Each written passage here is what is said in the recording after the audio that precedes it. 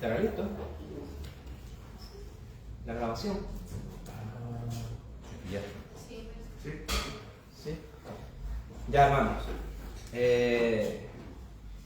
Si pueden, busquen sus Biblias, el libro de Juan. Hoy vamos a continuar con nuestra serie del libro de Juan. Juan, capítulo 1.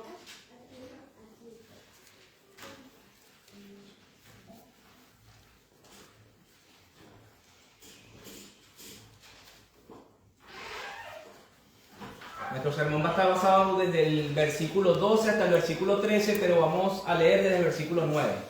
Juan entonces, capítulo 1, versículos 9 al 13. Pero el sermón está basado desde el 12 al 13.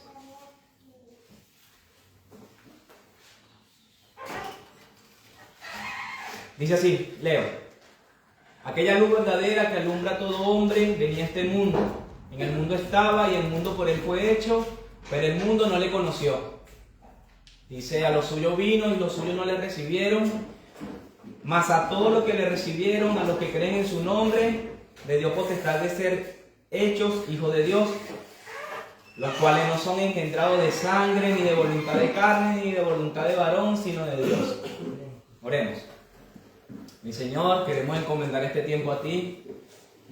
¿Qué somos nosotros sin tu ayuda? Por eso solicitamos la asistencia del Espíritu Santo para que seas tú desde ya ayudando a aplicar tu palabra en nuestros corazones, que el Evangelio hoy pueda ser pronunciado.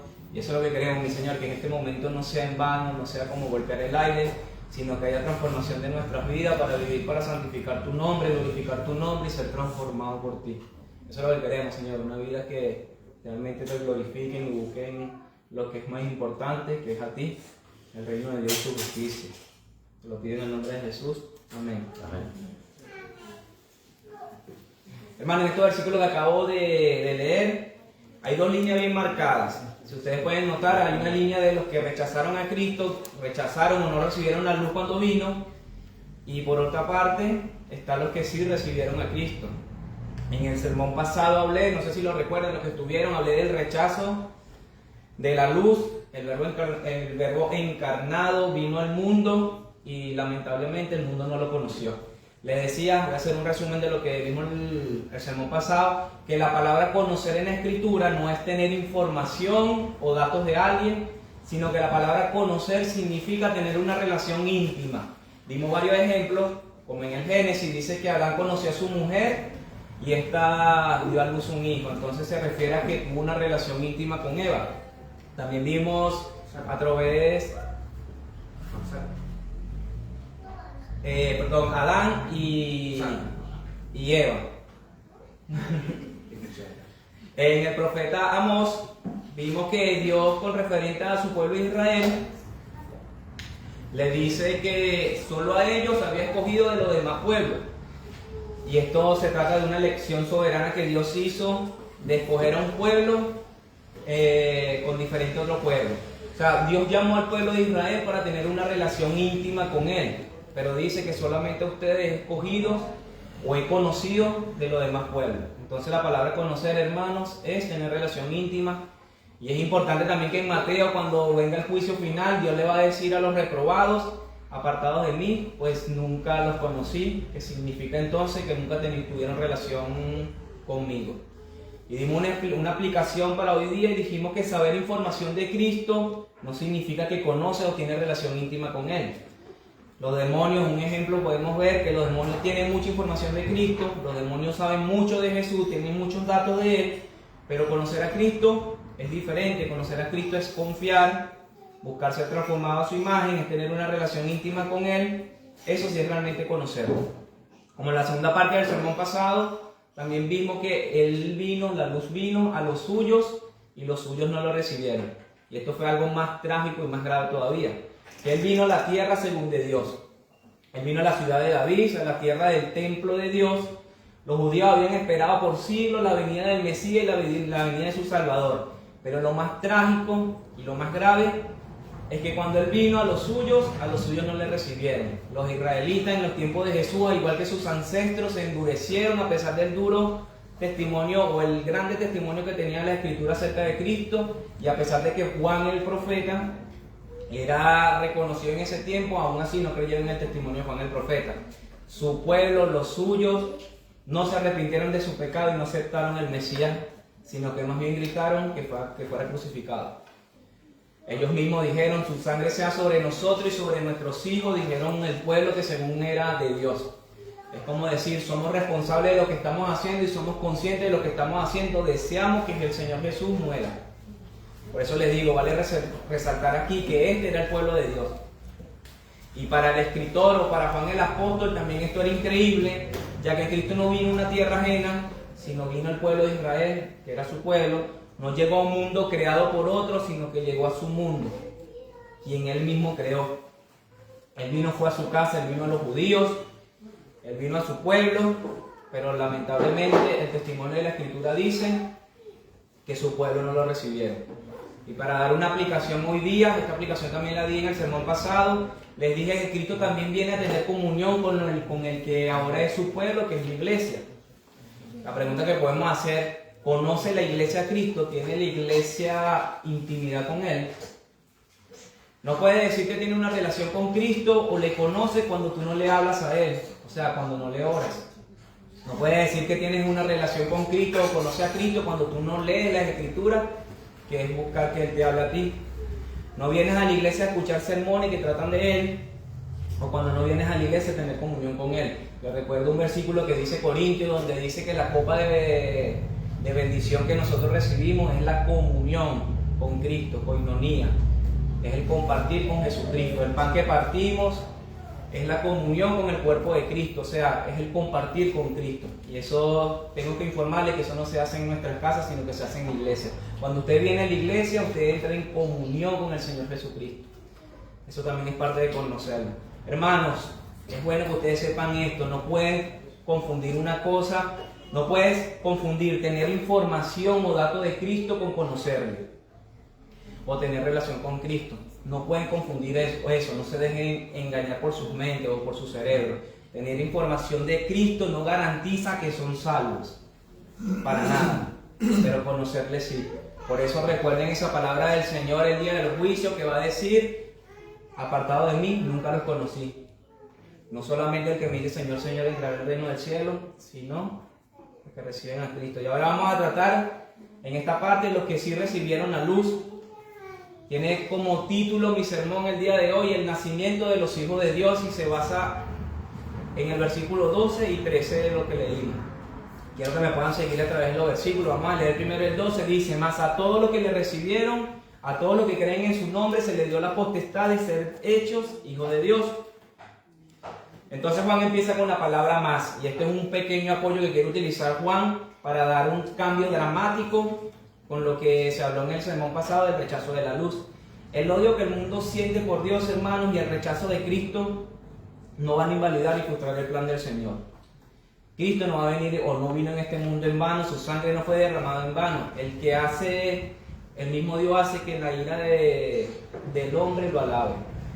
Quienes Dios había deseado salvar antes de la fundación del mundo van a abrazar la fe en Cristo. Cristo mismo declaró en este mismo libro de Juan que todo lo que el Padre me da, vendrá a mí, y esto es una afirmación segura. El que a mí viene, yo no le echo fuera, dijo el Señor Jesucristo. Juan entonces el apóstol dice: más a todos. Y la palabra todos acá es súper importantísimo, ya que para los judíos, que eran sus principales oyentes o lectores, para los judíos era cambiar las reglas del juego, era cambiar las reglas de su religión. Para ellos la palabra todo no era posible, porque ellos decían que solo Dios se relacionaba solamente con los hijos de Abraham, con los hijos biológicos de Abraham. Pero la palabra todo significa la misma extensión, cada uno sin excepción, la misma cantidad. Cada uno que recibe la luz llega a ser un hijo de Dios incondicionalmente. Cristo dijo: esa es la voluntad que de todo lo que me diera el Padre no pierda yo nada. Solamente judíos no, también gentiles y extranjeros. Aunque el mundo y su representante, el pueblo judío, rechazaron al Salvador, algunas personas lo aceptaron. Esas personas reciben entonces el mayor favor espiritual sin considerar nacionalidad o descendencia física. Así pues, la palabra todo significa sea judío o sea gentil. Por eso le digo que para el judío era difícil comprender que en la nueva dispensación ya no existían privilegios especiales basados en relaciones físicas. sino que a todos los que aceptan a Cristo, todo aquel que conoce a Cristo, recibirán el poder de ser hechos hijos de Dios. Es decir, todos los que lo reciben, todos los que lo reconocieron y le dieron la bienvenida a la luz. A todos los que siguen unidos a Él por medio de una fe viva en su nombre, a esto le dio, siempre será un don de la gracia soberana de Dios, el derecho, la autoridad, el poder de ser hechos hijos de Dios. Los judíos se jactaban de sus derechos hereditarios y que se llamaban a sí mismos hijos de Abraham. Pues bien, aquí Juan está diciendo que no solo son los hijos de Abraham biológicos, sino son los creyentes. No solo los judíos reciben el derecho de llegar a ser realmente hijos de Dios, sino los creyentes. Entonces se tiene que concluir que el creer en Cristo es lo que te hace verdaderamente un hijo de Dios. Un judío podría levantarse hoy día, ok, entonces ¿de qué sirve de Abraham? Si no es por ser hijo de Abraham, entonces ¿cómo recibimos el poder de ser hecho hijo de Dios? Bueno, Juan responde en ese versículo número 12, a todos los que reciben y los que creen en su nombre. Recibir se podría traducir como todos aquellos que agarran, abrazan, obtienen y reciben a Cristo. Requiere más entonces, hermano, de un mero reconocimiento intelectual. Es estar relacionado con Él. Por eso hago énfasis en eso, no es conocer datos, es estar relacionado con Él. Pero también Juan dice que a los que creen en su nombre, y esta palabra nombre también es bastante clave, ya que para la cultura judía, el nombre de una persona representaba sus atributos, su carácter, representaba todo lo que era una persona. Creer en el nombre de Jesús entonces, o lo que se está refiriendo Juan acá, es abrazar todo de Él, todo de Cristo. Significa, tienes que abrazar su deidad, como también tienes que abrazar su humanidad. Es creer en todos sus atributos, es buscar comunión en su amor y santidad, es abarcar todo. No puedes creer en su nombre sin seguirle y obedecerle. De este modo que no podemos separar la deidad de Cristo de su humanidad, no podemos separar el ser salvador con el ser supremo también. Su persona no la podemos separar de su obra redentora. La fe salvadora acepta a Cristo en todo lo que la Escritura revela de Él. Los que creen en su nombre son los que aceptan y confían todo lo que la Biblia dice de Jesucristo. Los que reciben a Cristo, hermanos, son los que creen en su nombre, los que confían constantemente en Cristo. Estos son los que se les dio el derecho de ser hechos hijos de Dios. Y vale destacar que esta palabra creer en el griego apunta a una acción continua, algo que nosotros tenemos que hacer sin cesar. No es que se hace una sola vez y listo, no. El creer es una acción continua, lo cual todos los días nosotros tenemos que creer en el Señor. Y hace poco acabo de explicar lo que significa la palabra conocer, que significa tener relación íntima con el Señor. Pero ¿qué significa la palabra creer? ¿Cómo entiende la Biblia la palabra creer? ¿Qué significa realmente este creer? Cuando nosotros entendemos el creer, vamos a saber lo que es realmente una fe salvadora. Si nosotros salimos a la calle hoy día y le preguntamos a la mayoría de personas si creen en Cristo, la mayoría van a decir que sí, pero tenemos que sacar una conclusión. ¿Es realmente ese creer válido para la salvación?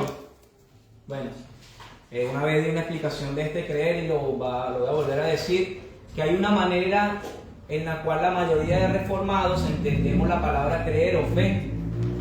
Y ellos dividían esta palabra fe o creer en tres partes. Y las tres partes la dividen en tres palabras en latín. La primera es notitia. Para que tu fe sea verdadera, tú necesitas notitia, que es noticia. Tú necesitas tener información, conocimiento, contenido. Nosotros no podemos depositar fe o creer en algo inventado, y mucho menos inventado por criaturas que son falibles. Nosotros necesitamos entonces depositar fe en alguien veraz, porque de lo contrario no deberíamos confiar en una noticia que nos trae cualquier persona.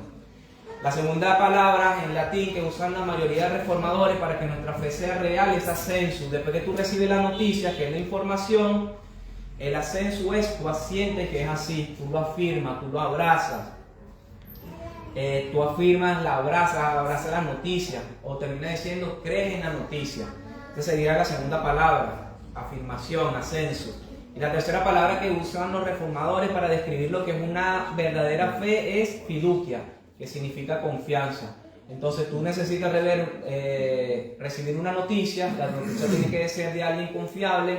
Después que tú recibes la noticia, tú abrazas, asientas o afirmas la noticia, y por último confía en la noticia. Esa sería la fe verdadera. Entonces Juan dice que a los que creen en su nombre. Spurgeon dice que la fe o el creer es la taza vacía colocada bajo una corriente que fluye, o es la mano pobre tendida por limones del cielo. A todos los que le recibieron, dice Juan, a todos los que creen en su nombre se les dio potestad de ser hechos hijos de Dios. Y la palabra hechos hijos de Dios es una expresión de cariño en el griego que se traduce de una manera que los creyentes somos como los pequeñitos de Dios. A los que creen, a ese grupo se les dio entonces el poder de ser hechos hijos de Dios. Los verdaderos creyentes, hermanos en Cristo, los que sí recibieron la luz, son los que reconoce la Biblia que son hijos, son hechos hijos de Dios. Tienen el privilegio de ser parte de la familia de Dios. Y nosotros, o los creyentes, con diferencia al Señor Jesucristo, somos hijos adoptados. Esto también tenemos que diferenciarlo. Jesucristo fue engendrado desde la eternidad, pero nosotros somos adoptados. Pero esto no nos hace menos, porque el ser adoptados, hermanos, igual vamos a terminar heredando con Cristo. En Él nuestra herencia va a ser la misma. Si permanecemos en Él, vamos a recibir todas las bendiciones junto con Él. No sé si piensan lo mismo que yo, pero es sorprendente que Dios quiso que nosotros, seres que no estábamos bien, fuéramos parte de su familia. El hecho de que Dios quiera pasar la eternidad con nosotros en comunión es algo muy sorprendente. Dios quiere o quiso que nosotros fuéramos sus hijos y se nos dio el poder de ser llamados hijos de Dios. Esto es muy importante. Un predicador decía: cuando nosotros tenemos un entendimiento alto de lo que es verdad y de lo que es real, cuando entendemos realmente la eternidad y lo efímero que es nuestra vida y lo vano que son la mayoría de nuestras metas acá en la tierra, nosotros somos iluminados. Él decía: tener un título de médico es muy bueno, ser un gran abogado es muy bueno, ser un ingeniero, un arquitecto, ser un gerente de una empresa o ser hasta el presidente es muy bueno, pero eso no va a trascender al eterno. El título más grande que puede tener un hombre acá en la tierra es el ser llamado hijo de Dios. Eso sí trasciende a lo eterno. Hermanos, estudien, prepárense, y sobre todo los jóvenes, hagan de este mundo un mejor lugar para vivir, siendo un buen médico, lo que sea. Pero por favor entiendan que ante Dios solo vale ser conocido por Él y ser aceptado para la familia de Dios. Hermanos, si es la voluntad de Dios, ustedes llegan a ser muy mayores, casi todos vamos a terminar pensando: ¿qué fue lo más valioso que hice en mi vida? Salomón dijo, después de experimentar de todo, el hombre más rico en este mundo que experimentó todo, buscó placeres en todas las cosas, buscando el fin de su existencia porque vivió, terminó diciendo que lo que realmente vale la pena es temer a Dios y guardar sus mandamientos. Lo que yo puedo resumir, ser un verdadero hijo de Dios. Entonces, iglesia, la pregunta sería en este versículo 12 es: ¿considera realmente que conoces a Cristo? No es tener información o datos, sino tienes relación íntima con Cristo. ¿Crees que eres un hijo de Dios? ¿Crees que eres parte de su familia? Sé que muchos pueden también decir: hermano, tú has explicado que nuestra naturaleza es caída, y además la misma Biblia se levanta diciendo que no hay persona quien busque a Dios, y sigo afirmando lo mismo. ¿Cómo Dios quiere adoptar un hombre que por naturaleza aborrece la luz? Que lo vimos en el sermón pasado. ¿Cómo puede un hombre ser adoptado en esta familia si normalmente nosotros rechazamos a Dios? Ese es el testimonio de la Escritura. El hombre rechaza a Dios, no lo quiere. ¿Cómo realmente podemos llegar a ser hijos de Dios con esta naturaleza caída? Bueno, el versículo 13 nos responde. Síganme. Los cuales no son engendrados de sangre, ni de voluntad de carne, ni de voluntad de varón, sino de Dios.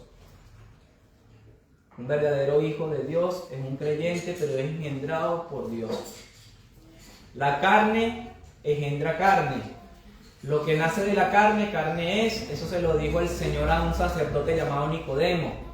Si vamos a ser hijos de luz, tenemos que nacer de luz, del Espíritu, tenemos que nacer de arriba. Y ese nuevo nacimiento no se puede efectuar por las vías normales de la concepción humana. No es por la carne, hermano, que nace un hijo de Dios. Hermanos, quiero que puedan estar claros en esto. Cada hombre o cada uno de nosotros somos responsables de recibir la luz y no rechazar la luz. Y sabemos que el hombre sufrirá en el infierno por rechazarla. Pero también tenemos que entender que un animal nocturno no decide vivir en el día. Su naturaleza no le da para eso. Un murciélago no decide cambiar y ser un ave y así poder andar en el día. Se requiere un cambio, se requiere una regeneración, un nuevo nacimiento. Escuchen el testimonio de la escritura que dice Jeremías. ¿Mudará el etíope su piel? ¿Puede el leopardo cambiar sus manchas? Y vean lo que dice con referente al hombre. ¿Puede el hombre hacer el bien cuando está habituado a hacer el mal? ¿Puede el hombre cambiar cuando su naturaleza es malvada? El hombre natural, la Biblia dice que es un muerto espiritual, no va a responder a la luz.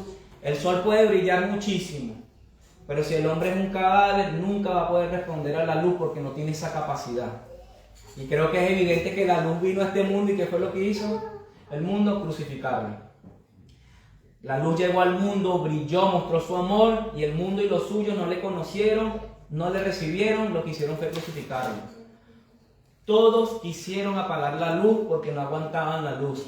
Sucedió en el tiempo de Jesús y sucede hoy día. Sigue sucediendo. Un predicador decía, esto también lo dijo una vez, que nosotros somos como cucarachas, que vivimos en la oscuridad y que cuando llega la luz solamente salimos y nos escondemos. Eso fue lo que hizo Adán. Adán pecó y lo primero que hizo fue esconderse. No quiso estar expuesto a la luz. Nosotros nos ocultamos, no queremos que nadie nos diga nada, no queremos que nadie nos supervise. Y este versículo que le voy a mencionar es muy bueno para explicarlo. Porque todo aquel que hace lo malo aborrece la luz y no viene a la luz, para que sus obras no sean reprendidas. Este es el testimonio de la Escritura, o mejor dicho, esto lo dijo fue el Señor Jesucristo.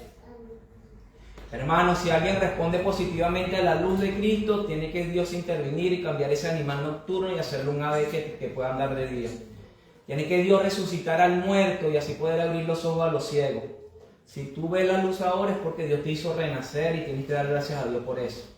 En este versículo 13, que el apóstol Juan acaba de mencionar, el evangelista enseña entonces que los verdaderos hijos de Dios no deben su origen a la sangre, a tres cosas: a la sangre, ni a la voluntad de carne, ni a la voluntad de varón, sino solamente a Dios. Las tres hacen resaltar el hecho de que en ningún sentido los creyentes deben su nuevo nacimiento o situación a causas físicas o biológicas. En la época de Jesús era necesario que los judíos e incluso Nicodemo, el sacerdote que le acabo de mencionar, entendieran esto. Hermano, no se debe a sangre. Esto significa que no es por raza o apellido que tú llegas a ser un hijo de Dios. Los judíos tenían un problema bastante fuerte con este tema. Hasta los mismos apóstoles tuvieron un problema con eso. Porque no solamente los hijos de Abraham biológicos forman parte de ser hijo de Dios. Hermano, el ser hijo de Dios no tiene nada que ver con la sangre. No tiene nada que ver con descendencia. Juan también dice que no se crea un hijo de Dios por voluntad de la carne. O sea, que no se viene por un desear humano. No es por tus esfuerzos, no es por tus propias obras. Tú no tienes el poder o no tenemos el poder en nuestras manos para llegar a ser hijo de Dios. Y la tercera, Pablo dice que no es por voluntad de varón. Ningún sistema humano, hermano, puede llegar a ser un hijo de Dios. Ninguna religión puede llegar a ser un hijo de Dios. Nosotros llegamos a ser hijos de Dios solamente por la voluntad de Dios y por gracia. Solo por creer, termina siendo solo por gracia. Hermano, tú puedes ponerte de acuerdo con otra persona e intentar engendrar un hijo de Dios y el resultado va a ser un rotundo fracaso. Si eres creyente y tu pareja también es creyente, tampoco van a engendrar un hijo de Dios. No es hereditario, no es por descendencia, el hombre no tiene esa capacidad de crearlo, no puede obtenerlo, tampoco puede comprarlo. Nadie puede comprar el título de ser hijo de Dios. Esas tres declaraciones negativas enfatizan el hecho de que la salvación o el nuevo nacimiento no se obtiene entonces por herencia, por un deseo personal o por un sistema construido por el hombre. Es por Dios. Y acá lo que se puede notar es la gran verdad de la elección y la soberanía de Dios al escoger a su pueblo. No cabe duda entonces que Dios acá en este versículo se puede notar cómo Él elige un pueblo. La gran enseñanza bíblica acerca de la regeneración o el nuevo nacimiento es que se trata de la obra de Dios y la obra de Dios solamente. No podemos hacernos nacer de nuevo. Nicodemo le dijo al Señor, ese sacerdote le preguntó al Señor, ¿cómo puede un hombre nacer siendo viejo? ¿Puede acaso entrar por segunda vez en el vientre de su madre y volver a nacer? Cristo dijo que no. La carne no puede producir espíritu. La regeneración es un acto de creación y solo Dios puede realizar la creación. La pregunta que les hago a ustedes es, ¿ustedes realmente han nacido de nuevo? El nacer de nuevo es lo mejor que le puede suceder a un ser humano. Es un cambio. En la regeneración Dios cambia nuestros corazones, nos da una nueva disposición, una nueva inclinación. Planta un deseo por Cristo en nuestros corazones. Jamás nosotros podíamos confiar en Cristo para nuestra salvación a menos que primero le deseemos. Por eso es que nosotros como reformadores tenemos el conocimiento de que primero viene el nuevo nacimiento y luego viene la fe. Hermano, nadie va a responder al llamado del Evangelio si primero no hay vida, si primero no hay una regeneración. Sin el nuevo nacimiento nosotros no vamos a sentir deseo alguno por Cristo. Sin el nuevo nacimiento nadie va a desear a Cristo. ¿Por qué? Porque es un cadáver no responde. Nunca vamos a escoger a Cristo si no somos nacidos de nuevo. Por tanto concluimos que antes que alguien crea jamás, antes que alguien pueda creer, Dios debe cambiar primero la disposición de su corazón.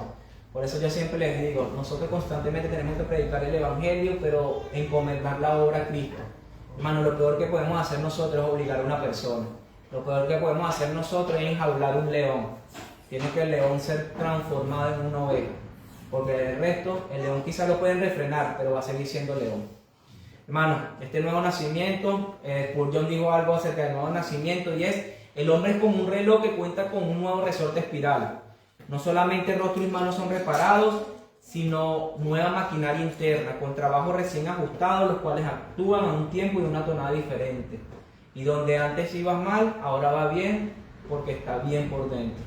Eso es lo que hace el nuevo nacimiento. Cristo mismo lo dijo: limpie primero lo de adentro para que lo de afuera se vea bueno. Eso es lo que hace el nuevo nacimiento, es un cambio espiritual, un cambio de corazón. Hermanos, para el testimonio de la Escritura, nosotros somos muertos si no creemos en Cristo. Y un muerto nunca puede responder a nada. Cuando Dios nos regenera, se trata de un acto de gracia.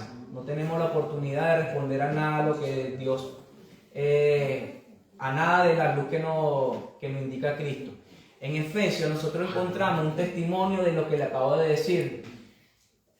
No lo busquen. Efesios 2 dice que Cristo nos dio vida a nosotros. Esto es un nuevo nacimiento, cuando nosotros estábamos muertos en nuestros delitos y pecados. Hermano, vale destacar acá que aquí no dice que estamos debilitados, y tampoco que estábamos enfermos. El testimonio de la Escritura es que estábamos muertos. Hermano, un muerto nunca va a poder responder a la luz. En Efesios 2, versículo 4, dice algo muy parecido y dice: pero Dios, que es rico en misericordia, por su gran amor con que nos amó, aún estando nosotros muertos en pecado, dice que nos dio vida juntamente con Cristo. Esto es la regeneración, nuevo nacimiento. Termina diciendo Pablo en este versículo de Efesios: por gracia sois salvos. Hermano, cuando Pablo relata la condición espiritual del hombre caído, al decir que estamos muertos, eso es suficiente para conducirnos a la desesperación, porque el testimonio de la Escritura dice que somos miserables, somos muertos, la condición del pecador es bastante mala. Pero hay una palabra mágica acá que nos puede dar suspiro y alivio, y es que pero Dios es rico en misericordia. Y nótense bien que es por Dios y es por su gran misericordia que nosotros tenemos oportunidad, porque no dice que el hombre es rico en bondad o por buenas obras, no, dice que Dios, que es rico en misericordia, Él nos da vida. ¿Y cuándo nos da vida? Bueno, Pablo no deja que nosotros lo adivinemos. Él dice cuando estaban muertos. Cuando ustedes estaban muertos en sus pecados, Él os dio vida. Y esto es lo asombroso de la gracia, que nos es dada cuando espiritualmente estamos muertos. Pablo entonces termina concluyendo que es por gracia y no de obra. Su genuino resumen es: porque por gracia somos salvos por medio de la fe, y esto no es de nosotros, pues es un don de Dios. Este pasaje debería sellar por completo el asunto para siempre. Es lo que, no me quiero cambiar de tema, es lo que Juan está diciendo en este versículo 13. El nuevo nacimiento no es engendrado ni por carne, ni por voluntad de varón, ni por sangre. Somos hijos de Dios por pura gracia. Dios nos hizo nacer de nuevo. La fe por la cual somos salvados, por la cual nacimos de nuevo, es un don del Señor. El nuevo nacimiento, hermano, entonces es una obra soberana y llena de amor y gracia de Dios. Hermano, y sé que esto le puede pasar por su mente, para los que no conocen mucho de doctrina reformada, pueden pensar: si no depende de mí el nacer de nuevo, entonces ¿por qué Dios va a terminar juzgando a la humanidad? Si no depende del humano nacer de nuevo, ¿Por qué Dios no va a inculpar? Bueno, nosotros también como buenos reformadores creemos que Dios es soberano y el hombre es responsable. Ese es como parte del eslogan reformado. Dios es soberano y controla todo, pero el hombre es responsable. Me gusta dar mucho el ejemplo de la muerte de Cristo. La muerte de Cristo era la voluntad del Señor. Era la voluntad de Dios de antes que creara el mundo, que su Hijo viniera a morir por los pecadores. Y su plan fue exitoso. Pero la voluntad del Señor no va a pasar por alto la responsabilidad de todas las personas que estuvieron allí crucificando y matando al Señor. Dios es soberano y va a permitir que su plan se lleve a cabo, pero cada persona es responsable de lo que hace. Así que si la luz se te está presentando, no la rechaces. No sean como Adán, no seamos como las cucarachas que nos escondemos esquivando la luz. Nosotros, pues el llamado es a que nos arrepintamos y creamos en la obra de Jesús y así poder llegar a ser hijos de Dios. Por último, hermano, le digo, si eres hoy hijo de Dios, no te pregunte por qué Dios no regenera todo, sino pregúntate por qué te regeneró a ti, ya que sabemos que eras un muerto y que no tienes obra para que, o no merecías nada para que el Señor te regenerara. Y esto tiene que conducir a una iglesia, a los que son miembros, a los que son creyentes, a conducirnos de una manera más humilde. Y poder reconocer entonces que fue Dios quien hizo esa obra en nosotros y no fue por ti mismo. Y en esa humildad, hermanos, ustedes tienen que tratar al mundo y también tratar a sus hermanos. En ustedes no hay nada bueno, excepto que Dios fue rico en misericordia. Él te hizo que tú fueras hecho de hijo de Él. Y sin duda, sin Él, tú no fueras pertenecido a su familia. Amén, hermano. Oremos. Señor, nosotros queremos vivir a la realidad de lo que somos, mi Señor, permanecer humildes y saber que sin ti no somos nada. Acá, a través de Juan, tú nos has enseñado que el nacer de nuevo solamente por ti, que no está en nuestras manos, no es por sangre, no es por nuestra voluntad, no es por cualquier administración o religión. Señor, solamente en ti está el poder. Aún así reconocemos nuestra falta, nuestra debilidad de correr fuera de ti. Como Adán somos todos. Nuestro testimonio es ser hijos de Él, mi Señor. Lo que hacemos es escondernos cuando pecamos, lo que hacemos es huir de ti, pero queremos ser transformados. Por favor, haznos nacer de nuevo, trae salvación, trae regeneración a nuestras vidas. Ayúdanos a responder con fe a lo que dice tu palabra. Ayúdanos a responder con fe a la obra de Cristo, mi Señor, para la gloria de tu nombre.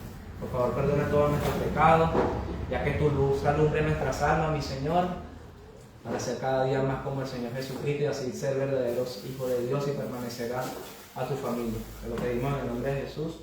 Amén. Amén. Adelante, hermano.